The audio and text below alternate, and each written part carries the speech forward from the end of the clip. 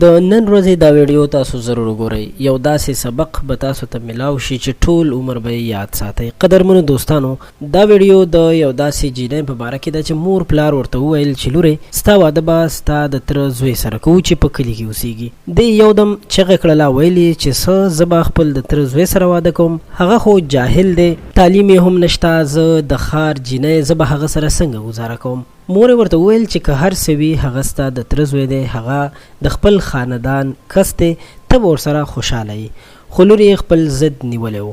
د دې ضد د وجې لور د زخرو دوی هم وخوړله، خو چې کله هغه هسپتال ته ورسول شوله نو د هغې هلته علاج شو، د هغې کلمې ووینځلې شولې او هغه بیرته جوړه شوه. په زړه نازړه سره د دې جینۍ واده خپل د تره زوی سره په کلي کې وشو. کله چې واده وشو، د واده په شپه باندې چې کله دغه د تره زوی چې عادل نومې و، هغه چې کله کمرې ته راننوتو نو دی ورته وویل چې تا غوښتل چې ما سره واده وکړې، دا دی زموږ دواړو واده وشو، خو ته مهرباني وکړه ما ته مه رانږدې کېږه. هغه هم چې یو ډېر ښه انسان و، دې ته یې وکتل، په خندا شو، ورته ویل چې ته ولې دومره غوسه یې؟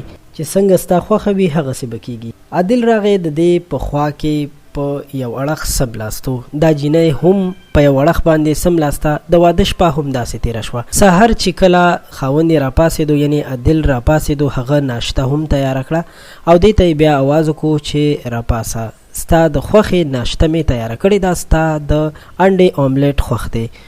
دا چې کله پاسېده، ناشته یې وکړله، ځان سره یې سوچ کولو چې زما خاوند یا زما د تره زوی خو زما ډېر زیات خیال ساتي، خو بیا یې یو ضد ځان سره ونیولو، ویلې چې دا زما د امپریس کولو دپاره، یعنې ما د خپل ځان نه د متاثره کولو دپاره داسې کارونه کوي. خیر وخت تېرېدو، په دې هر څه کې تقریبا یو کال تیر شو.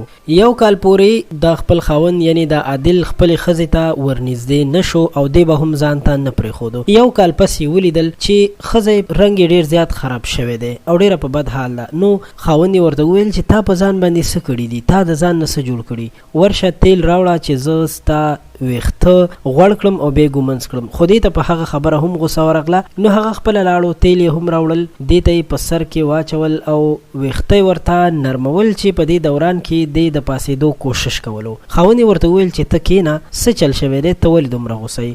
خو بیا هم د دې د بېروخۍ او د غوسې په وجه باندې هغه هیڅ نه ویل. هغه یو نارمل انسان و، غوښتل یې چې دې ته هیڅ درد او تکلیف ورنه کړي. د دې سره سره چې کله هغې له ویښته هم ګومنځ کړل، هغې بیا ولمبل او ځان یې پاک کړو، یعنې ډېره ښکلې ښکارېدله. نو هغې خپلو ملګرو سره هم مشوره وکړه، خبرې وکړلې چې خاوند مې زما ډېر زیات خیال ساتي خو زما ورسره زړه نه لګي. هغوی ورته وویل چې داسې خاوند خو ډېرو کمو خلکو ته میلاویږي، ته د ده قدر وکړه. په دې کې هم وخت تېرېدو، تقریبا یو نیم کال تیر شو. نو په دغه دوران کې یو ورځ چې دا کله کور ته راغی، د سره څه کاغذونه وو د خپلې ښځې ته، یعنې خپله دغه د تره لور یې چې واده کړې وه، په خندا یې ورته وویل چې ته وګوره، ته ما سره مینه نه کوې، خو ما یو کور واخیستو او هغه کور مې ستا په نوم کړو. کله چې کاغذونه هغې ته ورکړل نو ښځه یې ژړا نه یې په مخ باندې اوښکې روانې شوې او دغه اوښکې د خوشحالۍ وې. ځان سره یې نوره کلکه فیصله وکړه چې زه به نور د خپل خاوند ډېر زیات خیال ساتم، ځکه چې یو نیم کال وشو، دې خاوند ما ته هېڅ داسې سخته او ستغه خبره نه ده کړې او بیا هم زه دومره بېروخي کوم،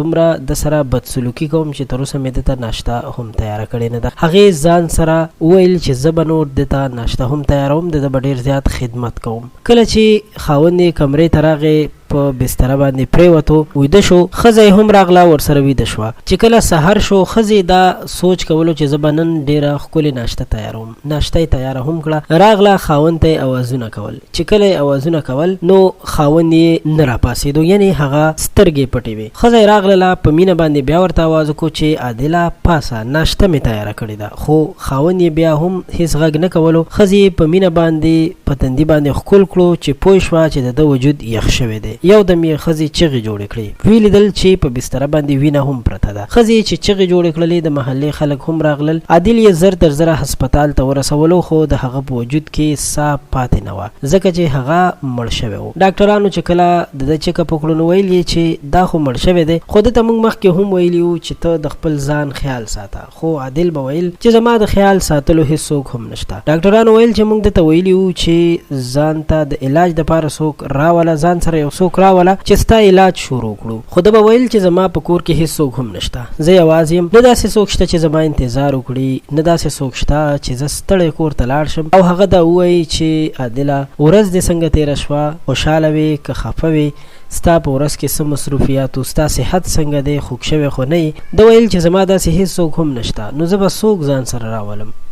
ښځې په دې دوران کې په دې وخت کې چغې کړلې او خپل ځان یې ملامته ګڼلو او خپل ځان ته یې خیرې کولې چې زما نه یو داسې انسان لاړو چې هغه ډېرو کمو خلکو ته داسې خاوند میلاویږي. نو قدرمنو دوستانو، د چا چې هم خاوندان ژوندي وي، د چا ښځې ژوندی وي، د یو بل قدر وکړئ. که تاسو په بوډاتوب کې هم یې، خو د یو بل قدر ځکه وکړئ چې بیا انسان کله مړ شي نو د هغې نه پس پته لګي چې یو لوی قیمتي کس زمونږ د ژوند نه زمونږ د لاس نه لاړو. خپل نظر را سره شریک کړئ که غواړئ په آینده کې تاسو هم دغسې ښایسته ویډیوګانې، ښایسته معلومات او قصې شریکول اورېدل غواړئ نو زمونږ چینل هم سبسکرایب کړئ او موږ ته په کمنټ کې خامخا ولیکئ چې تاسو سره نور معلومات، نورې قصې هم شریکې کړو. ډېره مننه، خوشحاله اوسئ، د خپل ځان ډېر خیال